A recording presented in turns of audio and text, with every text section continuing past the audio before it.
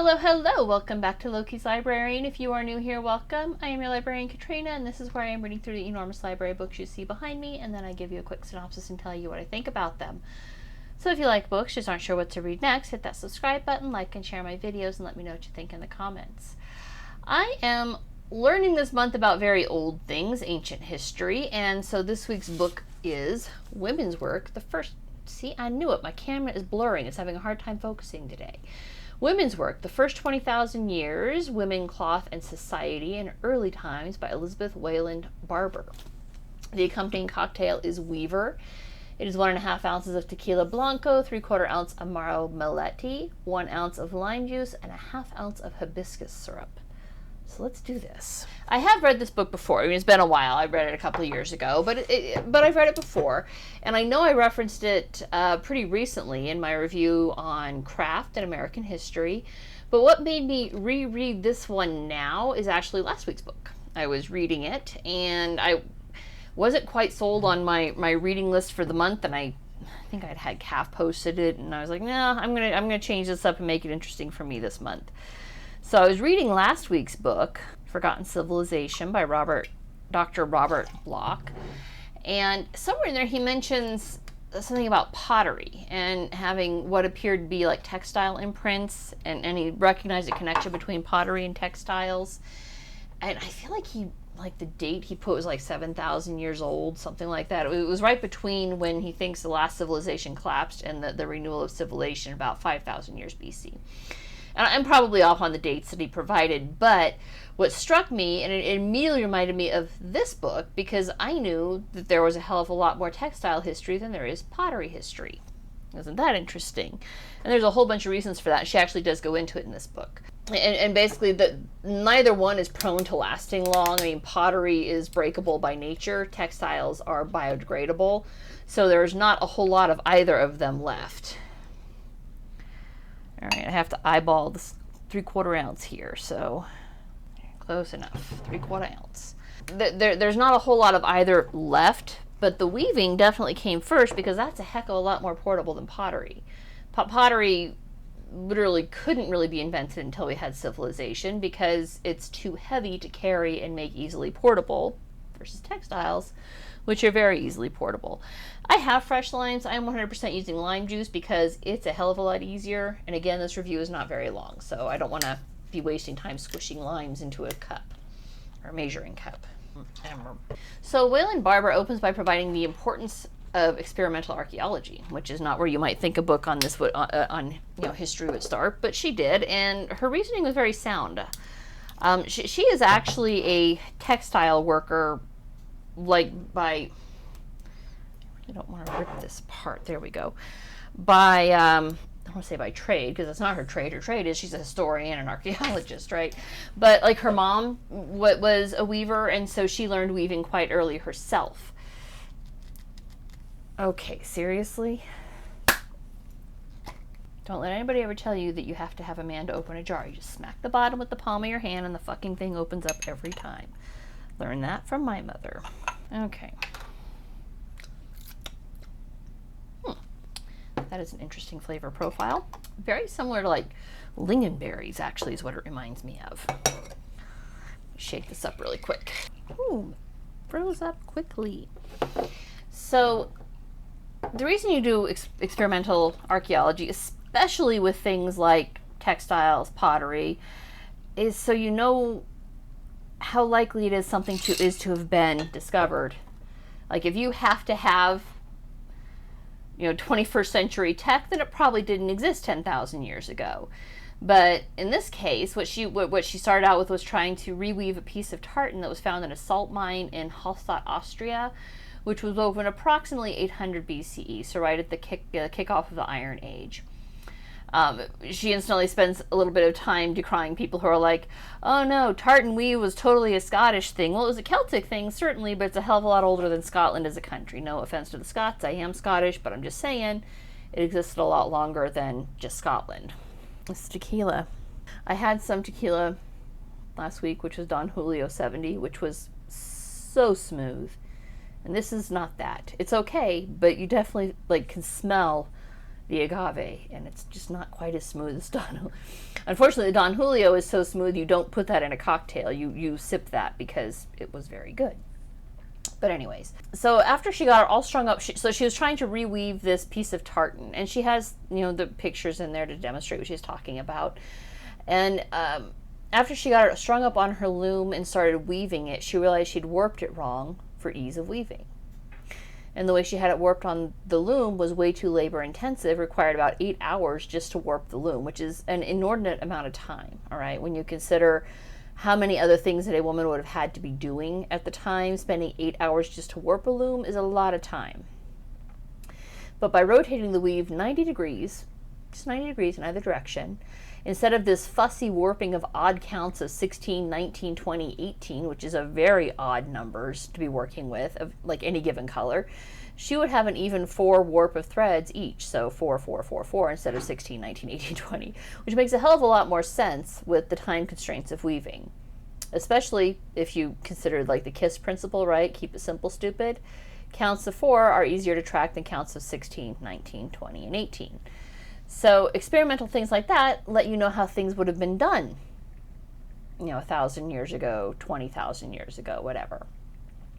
And then from there, she just proceeds to rebuild the known history of textiles. And it is a very long history. We know that they had spinning and like rope capability, like they were able to make rope, solid rope, at least 15,000 years ago. Is that the one, the Alsace caves? I want to say it was one of the archaeological digs in France that they were able to carbon date to 15,000 years ago. We've had rope. From there, it's actually not that big a leap to learn how to do weaving. And the way she explains it, it's really easy to see how spinning would have started.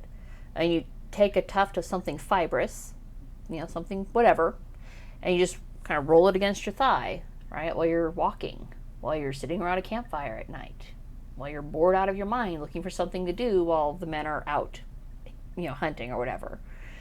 And I would be really hard pressed to think of any Gen X kid who hasn't done this with threads pulled off of their jeans from the holes in their knees. And you just spin it down your thigh and suddenly you have another thread, right? And once they figured out the making of thread, it wasn't that big of a leap to figure out that twisting the threads together would make a pretty strong rope. And voila, 15,000 years ago, at least, we had rope. Which is, it's interesting, all right? This is all very fascinating, especially if you're a textile nerd. And she highlights that belts of string were made. We found this. We know this. We know it from little Venus figures, the little Paleolithic Venus figures, some of which have belts of string shown on them, like very clearly shown on them. And she considers, and I think that this might actually be a little bit of archaeological prejudice on her part, and probably on the parts of others, where they're assuming that it was a talismanic use to indicate a young girl's ability to bear children, fertility. It's not unreasonable, all right? To be fair, it's not an unreasonable excuse or a representation, because even into the 20th century, like women in Greece would wear these talismanic belts to help with childbirth. I could think of a couple of reasons, like they're very weighted, so they would kind of help bear down in a very easy manner on a pregnant belly to help expel a child. I can think of multiple reasons why this would be a useful thing, but there's then even more immediately functional use for carrying a string belt around on your hips, which is that if you have a belt made of string and you find yourself in need of string, you simply cut one off the belt and you're ready to go. It's certainly possible for a string belt to serve two purposes, both the indication of fertility and wholly functional, hey, you need a string? Have a string. So, but she didn't mention the possibility of functionality, and that's why I think there may have been a little bit of anthropological prejudice going on, because, hey, it's got to be for this significant fertility reason, and it could just have been entirely functional. Men wouldn't necessarily have carried that because if they're out hunting, they don't want something that's going to get caught and hold them back, like a belt of string might. Not bad. It's sweet. The hibiscus syrup helps. You can definitely taste the tequila, but it's drinkable. And then from the discovery of string, she explores the history of textiles, how weaving was developed, the different types of looms, the massive technological advance of a heddle loom would have done, warp-weighted looms and how functional they are even today. Warp-weighted looms are used among like African tribes, like the Bedouins. Even into the 20th, 21st century, they'll use warp-weighted looms. They're pretty easy to work with too. How these looms developed in various cultures, which cultures use floor looms versus standing looms, and how the different weaves developed, how different fibers, specifically animal fibers, developed. Like sheep that we have today basically have to be shorn, all right, because we have bred them so heavily that if you don't shear a sheep, the poor thing is going to die under the weight of the wool. It no longer just sheds it automatically.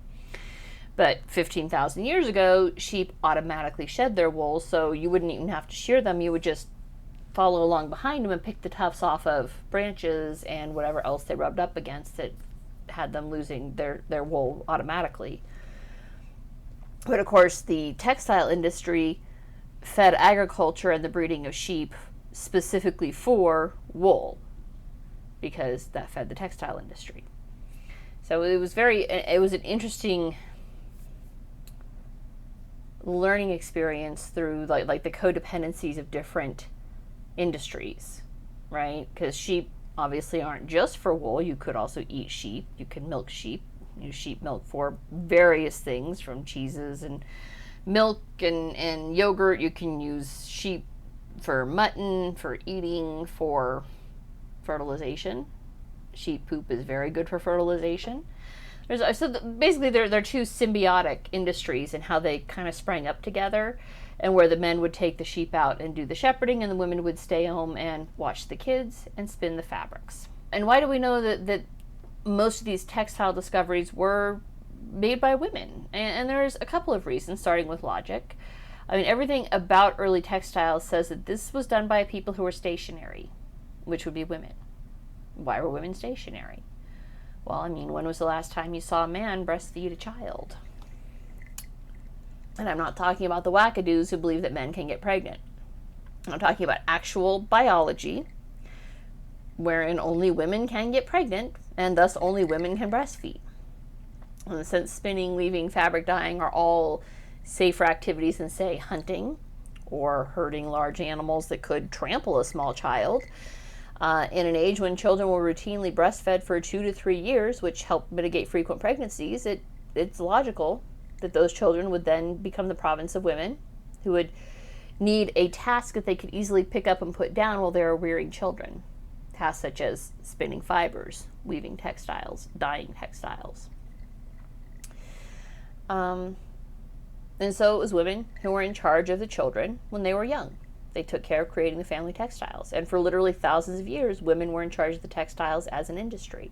And that gave them political power and political clout, because rapidly as civilization advanced, textiles became a major growing industry. And we know that it was used as trade goods and exports. We know it from the Minoan cultures, Mycenaean cultures. We know that the Silk Road is sort of a misnomer, because mostly it was spices, but silk was absolutely used as payment and trade goods, heavily traded. Once it made it out of China, they were heavily traded. All of this is covered in this book. So, and Wayland Barber outlines this using historical records, not just supposition and logic, but actual historical records tracing from the Minoan culture, Mycenaean culture, Greek, Sparta, Rome, Egyptian, Europe, China. All of these are traced, and for all of them, up until the advent of the Iron Age at approximately 800 BCE, women were in charge of textiles. So what happened in the Iron Age that shifted the majority of textile manufacture from women to men? Basically civilization. As cities grew, specialization grew. Food was more plentiful thanks to the advent of advanced agriculture. Some men had to find something to do with themselves, so they took a previously women-centered industry and kind of took it over. Just like men today, lacking anything better to do with themselves, have taken over being women. Okay, that's a little snarky. Oh, well, that's a little snarky. But I'm kind of sensing a history repeats itself thing here, right?